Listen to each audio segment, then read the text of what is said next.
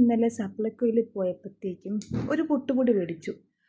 എൻ്റെ മുന്നേ പുട്ടൊക്കെ ഉണ്ടാക്കുന്ന സമയത്ത് വളരെ ടഫായിട്ടുള്ള രീതിയിലൊക്കെ കഴിക്കുമ്പോൾ ടേസ്റ്റ് കാണത്തില്ല, മാവ് നല്ല രീതിയിൽ വരത്തില്ല, അങ്ങനെ കുറേ പ്രശ്നങ്ങളൊക്കെ ഉണ്ടായിരുന്നു കേട്ടോ. അപ്പം ജസ്റ്റ് ഒന്ന് മാർക്കറ്റ് സപ്ലൈകോയിൽ പോയി വേറെ സാധനങ്ങൾ മേടിക്കാൻ പോയപ്പോഴത്തേക്കും ഒരു പുട്ടുപൊടി കണ്ടു. അത് ട്രൈ ചെയ്ത് നോക്കാം. ഒരു 44 രൂപയുള്ളൂ കേട്ടോ പുട്ടുപൊടിക്ക്. ഞാനത് കാണിച്ചു തരാം, വീഡിയോയിലൂടെ കാണിച്ചു തരാം.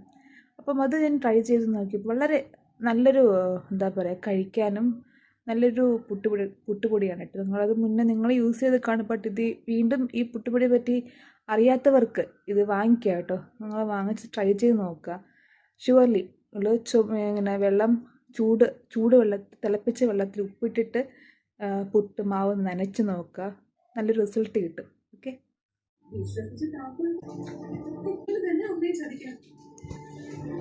സ്മെല്ലുണ്ടോ അത്?